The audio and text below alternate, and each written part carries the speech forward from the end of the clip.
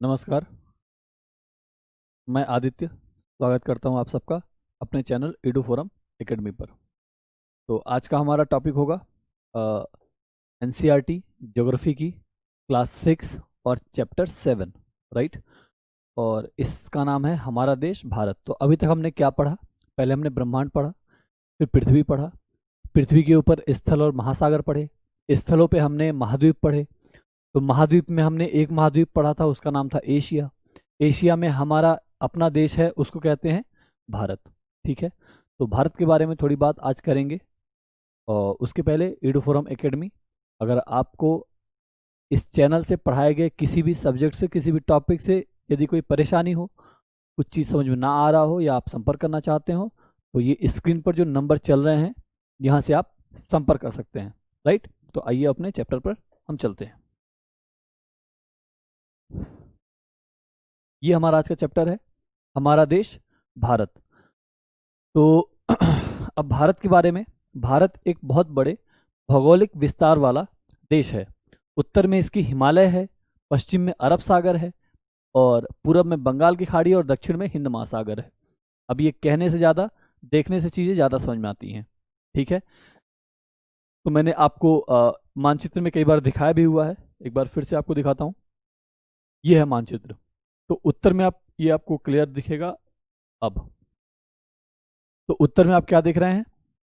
Himalaya, right. ये हिमालय है, इसका उत्तरी भाग। ठीक है, इसके बाद ये तो हिमालय वाला पार्ट हो गया। फिर उत्तर में, पश्चिम में अरब सागर, पूरब में बंगाल की खाड़ी और दक्षिण में हिंद महासागर। तो ये तो भारत की चौहद्दी हो गई। ठीक है, अब भारत हमें दिख तो रहा है, लेकिन भारत एक्चुअली कितना बड़ा है? तो भारत 32.8 लाख किलोमीटर है। ये मैं यहाँ पर लिख देता हूँ ताकि याद रहे। ये कुछ ऐसे फैक्ट हैं जो आदमी पढ़ते पढ़ते या सुनते एक आध बार याद हो जाए तो ठीक है, क्योंकि कई बार आपको अपने कॉन्सेप्ट बिल्डअप करने में या कहीं लिखने में या ऐसे में, तो ऐसे फैक्ट लिखने पे अच्छे नंबर आते हैं। ठीक है ना। तो 32.8 लाख किलोमीटर का ये पूरा भारत का क्षेत्रफल है, राइट। अब इसका विस्तार हम देख रहे हैं। सबसे नॉर्थ में कन्याकुमारी से लेकर के, सॉरी, कश्मीर से लेकर के कन्याकुमारी तक इसका नॉर्थ टू साउथ इसका विस्तार है, राइट। अब मैं आपसे पूछूंगी कितना किलोमीटर है, तो ये आपका 3200 किलोमीटर का है। ये बात याद रहेगा, ठीक है ना। फिर इधर सबसे पश्चिम में गुजरात और सबसे पूरब में आपका अरुणाचल प्रदेश, राइट। तो ये विस्तार कितना है? तो ये 2900 किलोमीटर है, राइट। अब मैं आपको एक इंटरेस्टिंग चीज इसमें दिखाता हूं।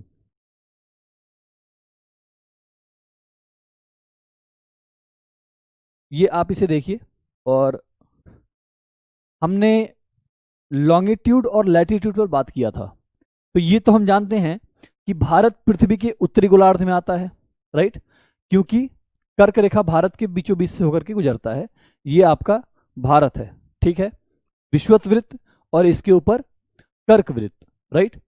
तो कर्क रेखा भारत के बीचों बीच से गुजरता है। तो हम ये जानते हैं कि भारत का आधा भाग उष्ण ताप कटिबंध में आता है, राइट। अब उष्ण ताप कटिबंध में आता है, कर्क रेखा इसके बीचों बीच से गुजर रहा है, ठीक है ना। ये ट्रॉपिक ऑफ कैंसर इसके बीचों बीच से गुजर रहा है। तो जो ये क्षेत्र है, ये तो उष्ण ताप कटिबंध में आ गया। ये इसके ऊपर जैसे हम ऊपर जाएंगे वैसे वैसे हमें मौसम ठंडा मिलता जाएगा, तो इसीलिए कश्मीर का क्षेत्र ठंडा होता है, राइट। अब मैंने आपको इंटरेस्टिंग ये बताया था कि लॉन्गिट्यूड और लैटिट्यूड, तो एक ये लैटिट्यूड है ट्रॉपिक ऑफ कैंसर, तो एक लैटिट्यूड हो गया। ये कितना होता है? मैंने आपको बताया था 23.5 डिग्री उत्तरी अक्षांश, इसी को बोलते हैं कर्क रेखा। तो और कितने ऐसे अक्षांश हैं जो भारत से होकर गुजरते हैं? तो ध्यान रखें कि यहाँ पर आपको 8 दिख रहा है। क्या आपको 8 दिख रहा है? यहाँ पर मैं थोड़ा और बड़ा करता हूँ, ये बड़ा, हाँ हुआ, तो ये दिख रहा है आपको 8, राइट। तो ये 8 यहाँ से दिख रहा है और 8 कुछ कुछ यहाँ आ रहा है, कुछ क्षेत्र बच रहा है। तो ये 8.8 डिग्री 6 मिनट इसे ऐसे लिखते हैं, मैं इसे और क्लियर दिखाता हूं यहां पर, इसको ऐसे लिखते हैं 8 डिग्री 6 मिनट उत्तरी अक्षांश, राइट, या लैटिट्यूड पर ये शुरू हो रहा है दक्षिण से। कहां तक जा रहा है ये? यहां पर हमें 32 दिख रहा है, राइट, तो 32 इसके कहां तक आ रहा है? यहां तक। तो 32 के थोड़ा और ऊपर जाएगा, कितना ऊपर जाएगा? ये 37.37 डिग्री 6 मिनट, 37 डिग्री 6 मिनट उत्तरी अक्षांश। कहां से कहां तक? 8 डिग्री 6 मिनट से लेकर के 37 डिग्री 6 मिनट उत्तरी अक्षांश पर भारत पड़ता है। तो ये कितनी डिग्री का अंतर हो गया? ये हो जाएगा 29 डिग्री लगभग। ठीक, कितने ऐसे अक्षांश हैं जो भारत पर आ रहे हैं? तो हमने गिन के देखा 29 डिग्री ऐसे अक्षांश हैं जो भारत के ऊपर पड़ते हैं या भारत जिन पर पड़ता है। ठीक, तो ये अक्षांश हो गए। अब मैं आपको इंटरेस्टिंग, अब यहीं शुरू होगा, लैटिट्यूड के बारे में बात करेंगे। ये तो लॉन्गिट्यूड लैटिट्यूड था ना, यानी अक्षांश। अब एक होता है देशांतर, राइट, तो हमने लैटिट्यूड देखा यानी अक्षांश देखा। अब ये भी देखना है कि भाई किस देशांतर पर ये पड़ता है। ठीक है, तो ये आपको 60 दिख रहा है, ठीक है, तो 60, सॉरी, हाँ ये है, ये 68 दिख रहा है ना, तो 68 डिग्री 7 मिनट, 68 डिग्री 7 मिनट देशांतर। कौन सा देशांतर? देशांतर तो बहुत सारे हैं, पूरब पश्चिम उत्तर दक्षिण, कौन सा? तो हमने कहा था कि ग्रीनविच लाइन यानी प्रधान याम्योत्तर, जहां से 0 डिग्री हम काउंट करते हैं। उस चीज को फिर से याद करिए आप लोग तो जरा। ये मैंने आपको पृथ्वी, ये रहा ग्लोब, मैंने कहा था कि अक्षांश को बराबर भागों में बांट दीजिए। एक बीच से एक लाइन खींचिए जिसको हम अक्षांश बोलेंगे, तो इसे हम इक्वेटर बोलते हैं, 0 डिग्री अक्षांश। यहां से पृथ्वी 2 बराबर भागों में बढ़ गई और ऐसी रेखाएं हम और खींचते चले गए, तो हमें कितनी रेखाएं टोटल मिली थी? 360। अब मैंने आपसे कहा था कि ऐसी एक रेखा ऐसे खींचिए, तो यहां से हमने खींचा तो एक को बोल दिया उत्तरी गोलार्ध, एक को बोल दिया दक्षिणी गोलार्ध। लेकिन यहां से हमें नहीं समझ में आ रहा है कि हमने अगर एक रेखा डाल दिया तो कौन सी रेखा को हम 0 माने, राइट। तो इस पर मैंने आपको कहानी बताई थी कि लंदन में, जो लंदन की वेधशाला से जो लाइन गुजरती है उसे ही हमने 0 मान लिया, राइट। और लंदन की वेधशाला से जो लाइन गुजरी उसे प्रधान याम्योत्तर कहते हैं। तो उसके पूरब में जो देश हैं वो क्या कहलाते हैं? पूर्वी देश या पूर्वी गोलार्ध। और उसके पश्चिम का जो क्षेत्र है वो पश्चिमी गोलार्ध कहलाता है। तो भारत किस पर आएगा? 68 डिग्री 7 मिनट पूर्वी देशांतर, लॉन्गिट्यूड। तो मैं यहां पे देशांतर भी लिख ही देता हूं ताकि आपको कंफ्यूजन ना रहे कोई। अच्छा, देशांतर और अक्षांश में अगर कंफ्यूजन होता हो तो लॉन्गिट्यूड और लैटिट्यूड बहुत अच्छे समझाता है, तो इसको लॉन्गिट्यूड बोलते हैं, ठीक है ना। तो 68 डिग्री 7 मिनट पूर्वी लॉन्गिट्यूड यानी देशांतर से शुरू होकर के भारत का विस्तार कहां तक है? तो हमें ये 100 दिख रहा है, ये 96 दिख रहा है, तो ये लगभग 97 डिग्री 25 मिनट। कितना? 97 तो इसके यहां से आ रहा है ना, तो कुछ क्षेत्र बच रहा है, तो ये आपका हो जाता है 97 डिग्री 25 मिनट पूर्वी देशांतर। तो भारत का विस्तार कहां तक हुआ?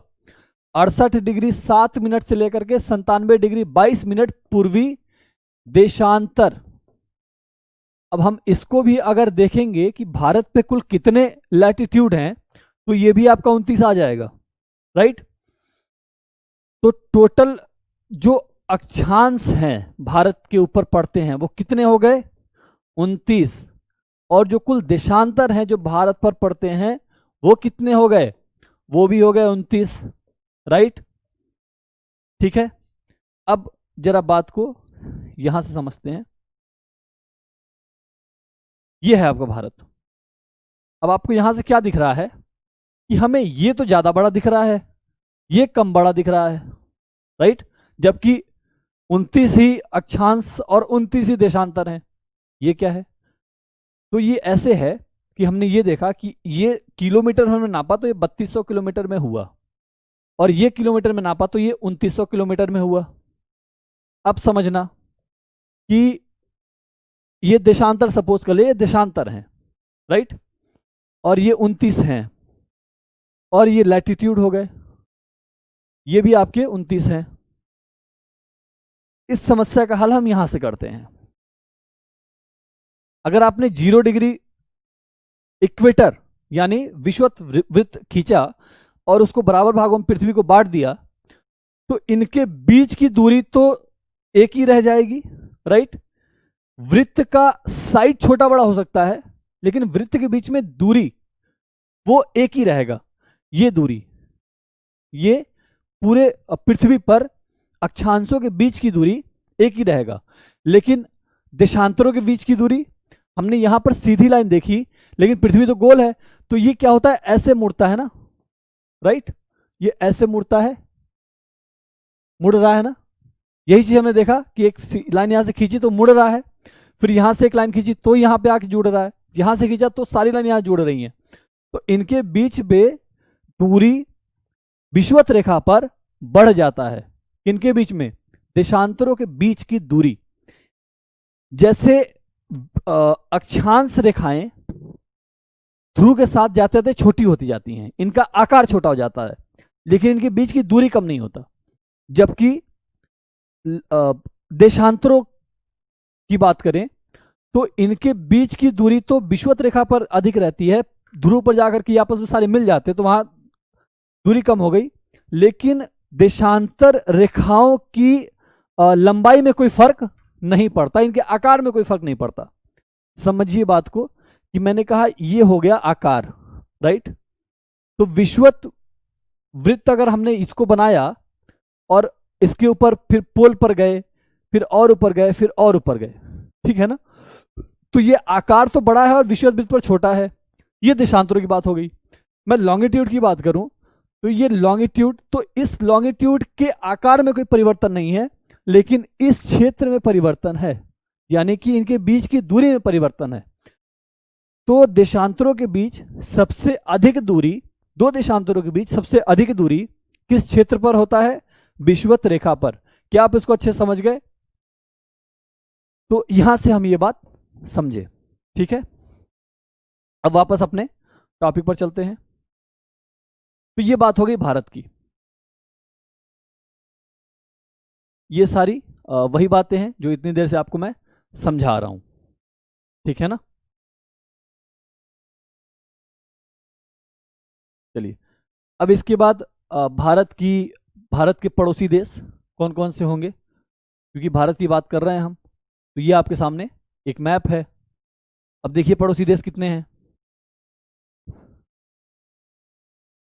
चलिए, इसको मैं आपको एक दूसरे मैप में दिखाता हूं।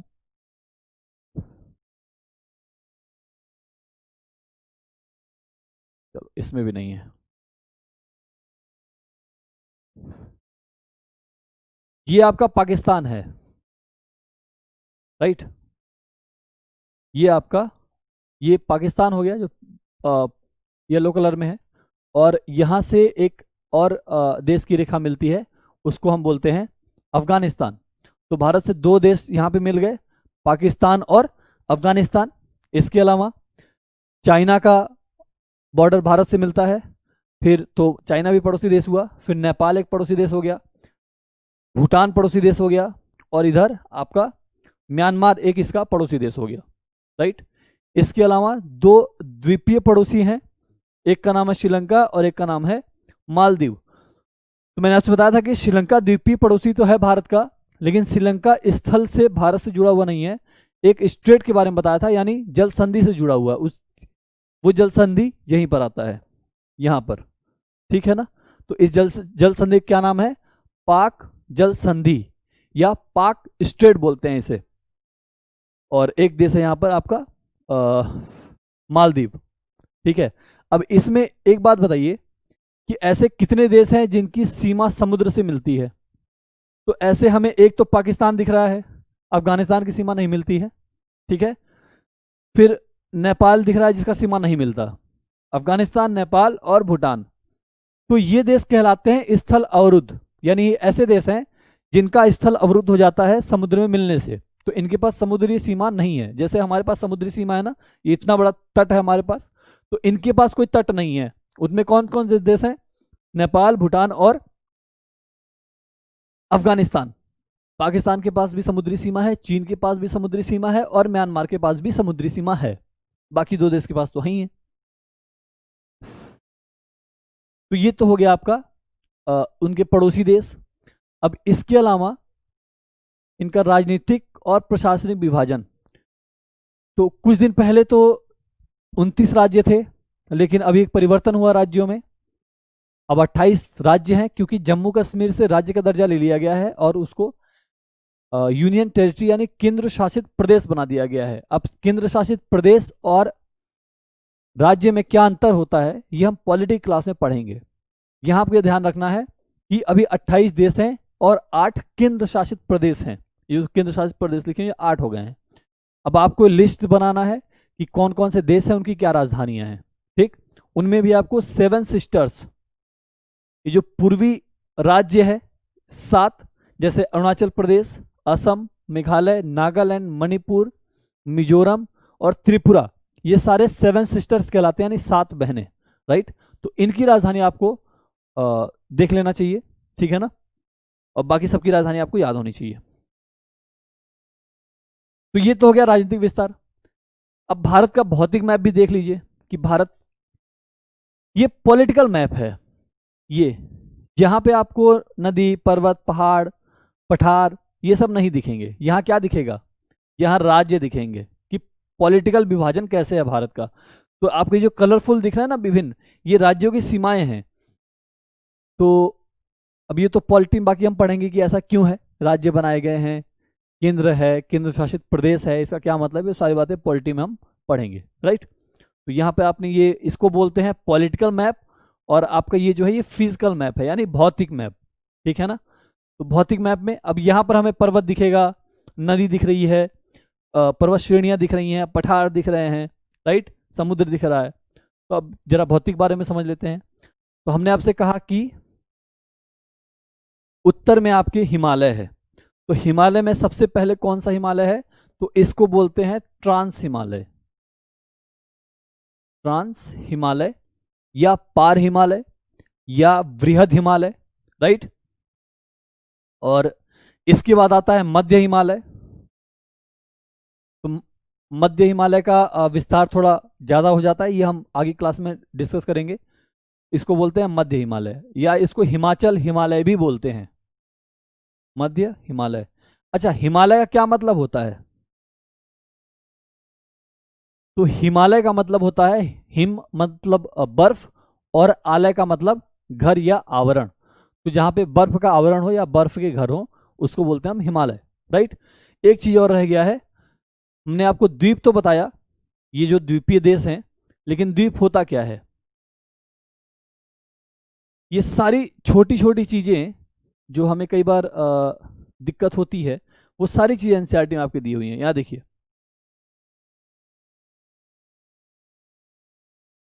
चलिए वैसे मैं आपको बता देता हूं कि द्वीप क्या होते हैं। तो समुद्र के बीच एक कोई स्थल, उसे हम द्वीप कहते हैं। राइट, और एक चीज होता है, जैसे आप भारत का ये क्षेत्र देख रहे हैं, ये, तो इसे बोलते हैं प्रायद्वीप। तो ये तो केवल द्वीप हो गया, लेकिन ये प्रायद्वीप है जिसका 3 तरफ से हिस्सा समुद्र से घिरा हुआ हो, उसे प्रायद्वीप कहते हैं। तो ये भारत का प्रायद्वीप हो गया, एक हिस्सा, एक हिस्सा और एक हिस्सा, तो 3 तरफ समुद्र से घिरा हुआ है, तो ये आपका प्रायद्वीप हो गया। राइट, अब वापस हम आते हैं अपने टॉपिक पर। ये रहा हिमालय। तो मैंने आपको क्या बताया? ट्रांस हिमालय, पार हिमालय या वृहद हिमालय। उसके नीचे क्या है? मध्य हिमालय या हिमाचल हिमालय। उसके नीचे क्या है? शिवालिक हिमालय। राइट, और वृहद हिमालय को ही हिमाद्री भी कहा जाता है। तो ये बात आपको ध्यान रखना है। फिर आपका आता है शिवालिक हिमालय। तो ये हिमालय का वर्गीकरण हो गया। हिमालय के बाद का क्षेत्र हमारे पास है, इसे मैदानी भाग बोलते हैं। तो अब मैदान कैसे बनते हैं? तो ये जो ऊपर के ये हिमालय है, यहाँ मैंने आपको बताया था कि यहाँ पर हिमनद होते हैं। अब हिमनद जब पिघलते हैं तो वहां से नदियां बहती हैं। राइट, वही पानी नदियां लेकर के आती हैं। तो ये नदियां हिमालय से चलते वक्त बहुत सारे मिट्टी, कंकड़, पत्थर अपने साथ बहा करके लाती हैं। तो उतनी दूरी से चलते चलते बड़े बड़े पत्थर भी कट करके छोटे मिट्टी में बदल जाते हैं और ये मिट्टी ला करके यहाँ बिछा दी जाती है, तो ये मैदान बन गया है और ये मैदान बहुत उपजाऊ होता है। इसे ही जलोढ़ बोलते हैं। जलोढ़ यानी जो जल के द्वारा बहा करके लाई गई हो, राइट। तो ये उत्तरी गंगा मैदान, इसे हम जलोढ़ मिट्टी कहते हैं। जलोढ़ मिट्टी से ये पूरा भरा हुआ है। अब जलोढ़ में भी एक खादर होता है, एक बांगर होता है। ये हम अगले क्लास में पढ़ेंगे, अभी उसकी जरूरत यहां पर है नहीं, ठीक है। तो ये आपका उत्तर का मैदान हो गया। इसके बाद पश्चिम में मरुस्थल आता है। अब मरुस्थल के साथ समस्या क्या है कि यहां पर केवल रेत रेत है, राइट। तो रेत होने के कारण यहां पर ग्रीनरी नहीं है और कहते हैं कि ग्रीनरी न होने के कारण ही यहां पर रेत है। तो दोनों चीजें एक दूसरे से जुड़ी हुई हैं। कुल मतलब कहने का, पश्चिम में मरुस्थल है और ये मरुस्थल निर्जन है, यहां पर ग्रीनरी नहीं होता, पेड़ पौधे नहीं होते, यहां पर जनसंख्या का बसावट भी नहीं होता, राइट। इसके बाद यह आपको और मध्य भारत में विंध्य श्रेणी दिख रहा है और सतपुड़ा श्रेणी दिख रहा है।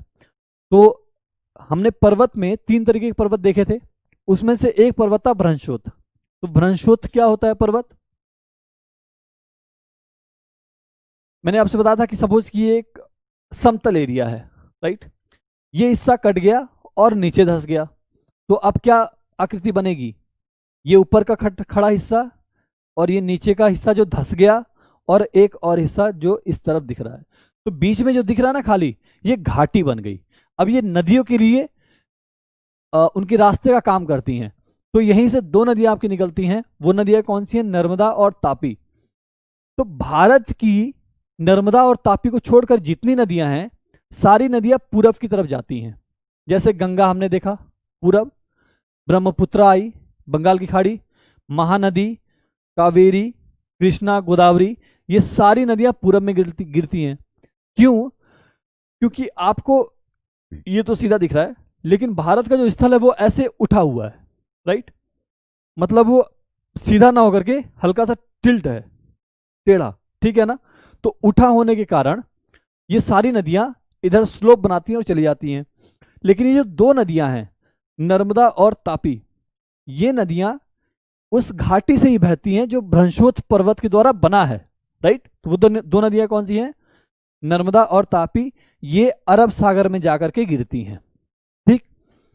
अब इनके दिशा बदलने में भी इनके मुहाने में परिवर्तन हो जाता है। जैसे ये नदियां आती हैं तो समतल मैदान है, तो यहाँ पे डेल्टा बनाती हैं, बहुत बड़ी मात्रा में अपने साथ मिट्टी बहा के लाती हैं। तो मिट्टी कहाँ तक धो पाएंगी? अंत में आते आते ये नदियां बिखर जाती हैं और डेल्टा बन जाता है। डेल्टा क्या होता है? जब नदी यहां से, ये नदी आपको पतली में दिख रही है ना, ये नदी की धारा है, यहां पर आके ये नदी फैल गई, जगह जगह मिट्टी के गाद जमा हो गए, तो अलग से रास्ता निकाल करके कई धाराओं में बढ़ के निकल जाती है, उसी को डेल्टा कहते हैं। तो ये आपका बंगाल का ये गंगा और ब्रह्मपुत्र का डेल्टा कहलाता है। और यहीं पर मैंने आपको बताया था कि एक वन है, उस वन का नाम है सुंदर वन।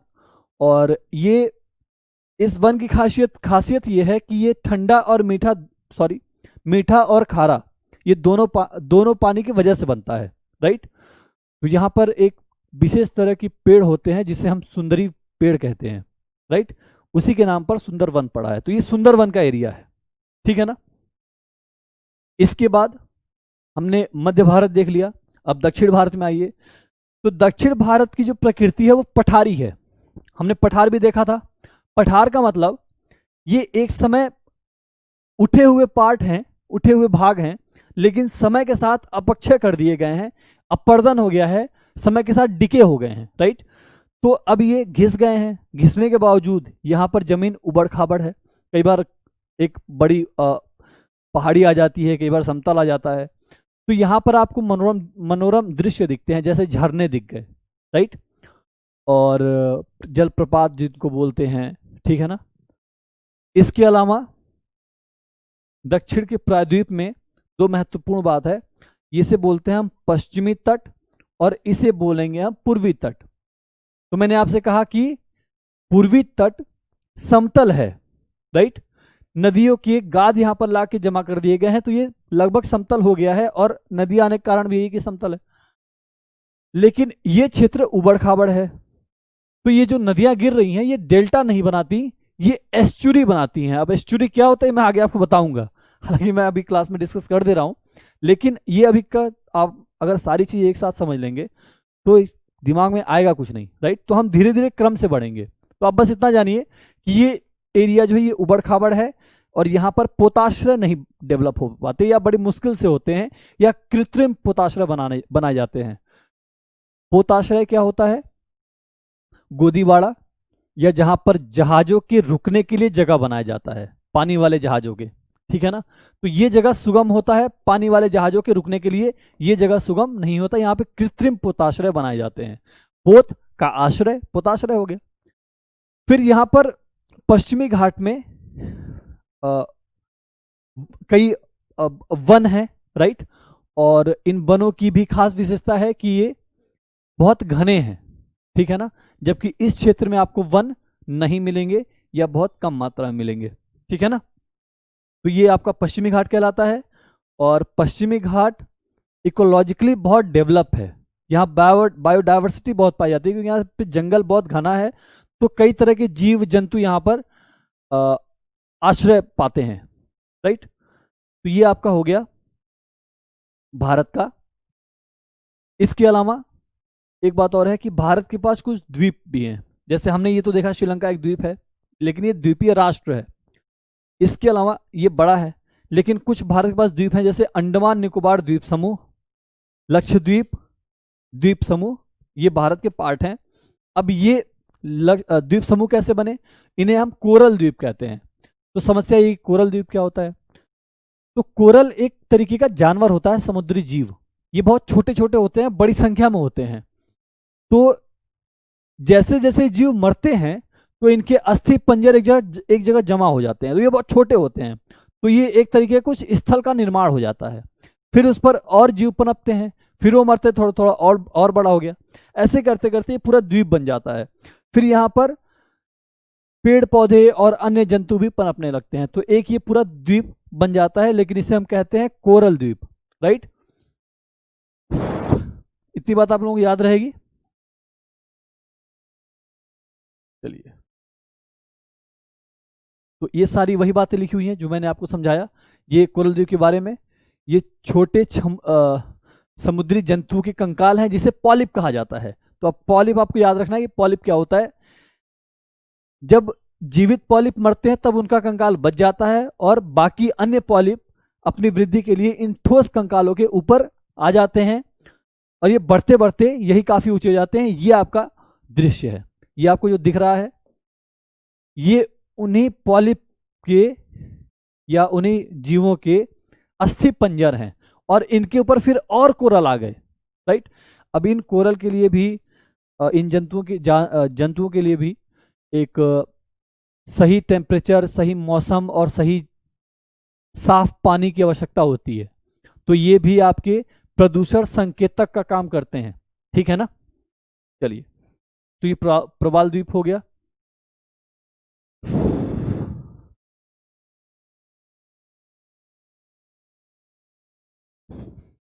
ये सारी चीजें मैंने आपको बता दिया, ठीक है ना। अब कुछ क्वेश्चन भी देख लीजिए, मैं आपको बार बार बताता हूं कि आप जो लोग भी वीडियोस देख रहे हैं रेगुलर, वो ये जो निम्नलिखित प्रश्नों के उत्तर संक्षेप में दीजिए, यानी ये सब्जेक्टिव हैं।